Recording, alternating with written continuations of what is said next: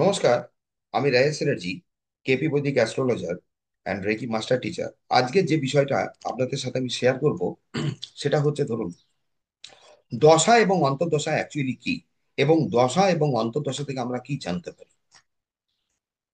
দেখুন, দশা হচ্ছে, দশা বা অন্তর্দশা, এই যে কথাটা আসছে, দশা, অন্তর্দশা, প্রত্যন্তর্দশা, প্রাণ দশা, সূক্ষ্ম দশা। দশা মানেই হচ্ছে কিন্তু আপনার টাইম, যে টাইমটা চলছে।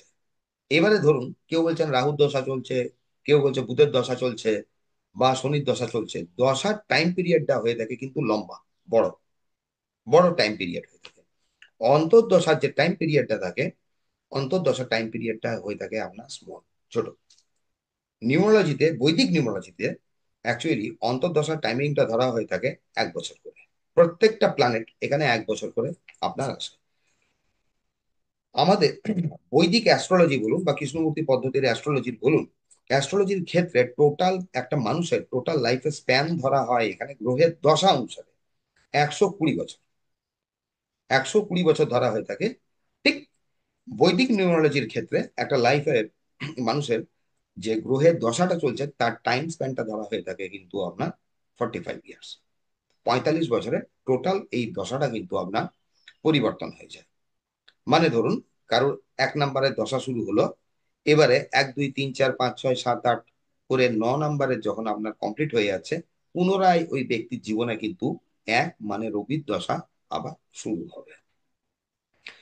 এবারে দশা এবং অন্তর্দশা গুরুত্বপূর্ণ হচ্ছে এই কারণে, যখন পার্টিকুলার কোনো প্ল্যানেটের দশা চলে, তখন ওই প্ল্যানেটটা সব থেকে বেশি কিন্তু ইম্প্যাক্ট আমাদের লাইফের যে কোনো ঘটনার উপর কিন্তু ফেলে। ওটা থাকে বড় টাইম পিরিয়ড। আর প্রত্যন্ত দশা হচ্ছে আরেকটি প্ল্যানেটের ধরুন সেই দশা, যে দশাপতিকে আপনার ইনফ্লুয়েন্সড করছে। যেরকম ধরুন, একটা কথাই বলে যে একটা পচা আলু অনেকগুলো আলুকে পচিয়ে দিতে পারে। এবারে যখন কোনো একটা মেলিফিক প্ল্যানেট বা মেলিফিক সংখ্যা, এখানে যেমন অনেকে বলেন 8 মেলিফিক, 4 মেলিফিক, 2 4 8 এর কানেকশনটা মেলিফিক বলা হয়ে থাকে, তাদের যখন অন্তর্দশায় ঢুকছে, তখন এ কিন্তু দশাপতিকে ইনফ্লুয়েন্স করছে। মানে কি করছে? দশাপতিকে তার যে এক্সাক্ট রেজাল্টটা, যেটা ও প্রদান করবে, সেখানে কিন্তু প্রদানে ওকে ব্যাহত করছে, ওকে প্রভাবিত করছে।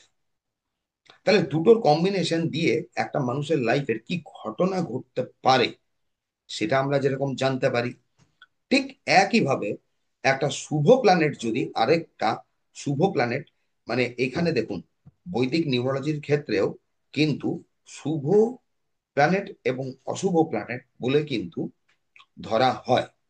1 3 5 6, এই যে নাম্বারগুলো পাচ্ছি, এগুলো ধরুন ইউনিভার্সাল গুড নাম্বার। তার মধ্যে কোনো নাম্বার থাকে আপনার নিউট্রাল নাম্বার, কোনো নাম্বার থাকে আপনার ধরুন এখানে কিন্তু মেলিফিক নাম্বার, কার্মিক নাম্বার। তো দশা অন্তর্দশা কিন্তু হচ্ছে ওই প্ল্যানেটের নির্দেশ করা পার্টিকুলার ওই টাইম, যে টাইমটাতে ওই প্ল্যানেট আপনার জীবনে কি প্রভাব ফেলতে চলেছে দেখা হয়ে থাকে। কোন কোন ঘটনাবলীর আপনি সাক্ষী হয়ে থাকবেন সেটা দেখা হয়ে থাকে। আপনি কি পাবেন, আপনি কি দেবেন, বা আপনার লাইফ থেকে কি যাবে, এইগুলো দেখা হয়ে থাকে। তাহলে দশা আর অন্তর্দশা হয়ে থাকে কিন্তু যে কোনো জিনিসের ক্ষেত্রে মোস্টলি ইম্পর্টেন্ট।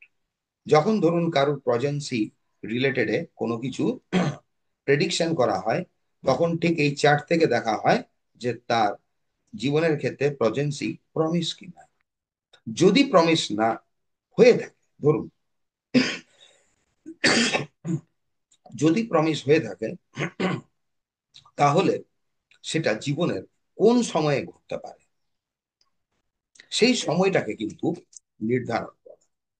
তো দশা অন্তর্দশা থেকে আমরা মানুষের জীবনে, এই চলমান জীবনে নির্দিষ্ট সময়ে বিশেষ যে ঘটনাগুলো ঘটে, বা কোনো ব্যক্তির যে কোশ্চেন প্রশ্ন থাকে যে আমার জীবনে অমুক জিনিসটা হবে কিনা, আমি অমুক জিনিসটা পাবো কিনা, আমার প্রমোশন হবে কিনা, বা ডিমোশনের ভয় আছে কিনা, জব লস হবে কিনা, টোটাল এই জিনিসটা কোন সময়ে ঘটতে পারে বা ঘটবে, সেইটাকে কিন্তু প্রেডিক্ট করার জন্যে, ওই পার্টিকুলার টাইমটাকে প্রেডিক্ট করার জন্য কিন্তু দশা এবং অন্তর্দশা সব থেকে বেশি গুরুত্বপূর্ণ মানুষের জীবনে।